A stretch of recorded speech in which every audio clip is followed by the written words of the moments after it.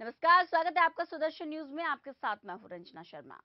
पश्चिम बंगाल हिंसा की आग में झुलस रहा है। दो समुदाय के बीच हुई झड़प के बाद बिगड़ी हुई स्थिति को संभालने के लिए केंद्र सरकार जहां हर संभव कोशिश कर रही है, वहीं इस दंगों के बीच पश्चिम बंगाल की मुख्यमंत्री ममता बनर्जी और राज्यपाल केसरीनाथ त्रिपाठी के बीच में लगातार राजनीतिक वार जारी है। राज्यपाल ने मुख्यमंत्री ममता बनर्जी की ओर से लगाए गए सभी आरोपों का खंडन करते हुए राजभवन से जारी बयान में कहा है कि हमारी बातचीत में ऐसा कुछ नहीं हुआ जिससे ममता बनर्जी को लगे कि उन्हें धमकाया गया या उन्हें अपमानित किया गया। त्रिपाठी ने कहा कि ये भी कहा कि आगे राज्य के मामलों को लेकर राज्यपाल मूक दर्शक बनकर नहीं बैठ सकते। पश्चिम बंगाल के नॉर्थ 24 परगना जिले में मचे बवाल और उसके बाद राज्यपाल और मुख्यमंत्री के बीच तनातनी को देखते हुए मामले पर गृह मंत्री को दखल देना पड़ा। गृह मंत्री राजनाथ सिंह ने केसरीनाथ त्रिपाठी और सीएम ममता बनर्जी दोनों से अलग अलग बात कर पूरे विवाद को सुलझाने के लिए कहा। उधर ममता बनर्जी ने राज्यपाल के व्यवहार को बीजेपी के ब्लॉक प्रेसिडेंट जैसा बताया। साथ ही केसरीनाथ त्रिपाठी पर अपमानित करने का भी आरोप लगाया।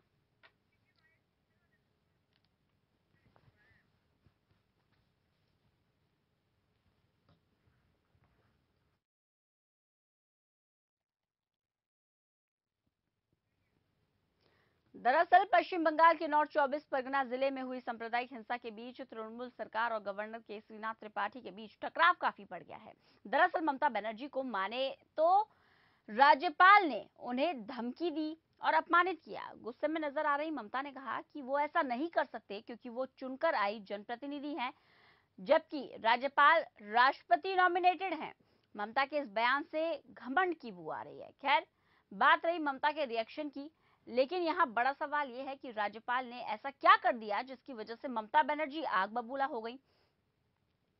तो हम आपको बताते हैं कि हकीकत क्या है।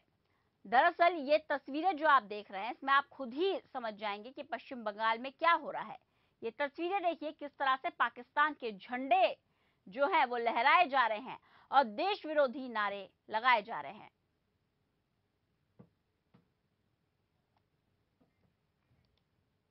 तो देखा आपने, पश्चिम बंगाल में असल में देशद्रोही हरकतों को अंजाम दिया जा रहा है और वो भी खुलेआम। तस्वीरों में आपने देखा कि किस तरह से सरेआम पाकिस्तान का झंडा लहराया जा रहा है, किस तरीके से देश के गद्दार बंगाल में सरेआम सड़कों पर इस हरकत को अंजाम दे रहे हैं। और ये सब ममता सरकार की नाक के नीचे हो रहा है, लेकिन उनको भनक तक नहीं लगी। इस देशद्रोही ताकतों को ना तो रोकने की कोशिश की गई और ना ही उनके सिपाहियों ने इन्हें रोकने की जहमत उठाई। लेकिन राज्यपाल इन सबको रोकना चाहते हैं।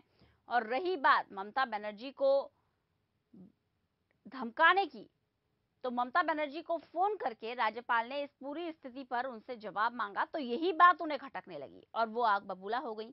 ऐसे में साफ है कि ममता नहीं चाहती कि बंगाल में देशद्रोही ताकतों का खात्मा हो, बल्कि ममता की इस हरकत से साफ होता है कि वो खुद इन ताकतों को बढ़ाने और पालने पोसने का काम कर रही हैं।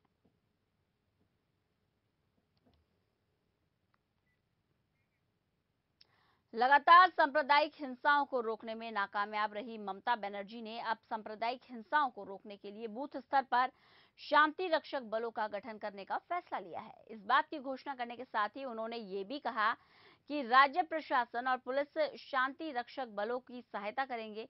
वहीं ममता बनर्जी ने बीजेपी पर राज्य में सांप्रदायिक उन्माद, इसके अलावा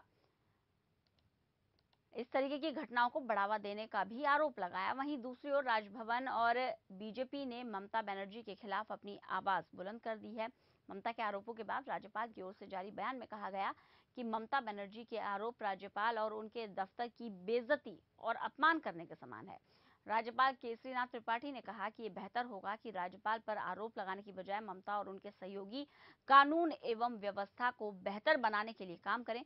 वहीं बीजेपी ने ममता सरकार को बर्खास्त कर राज्य में राष्ट्रपति शासन की मांग की है।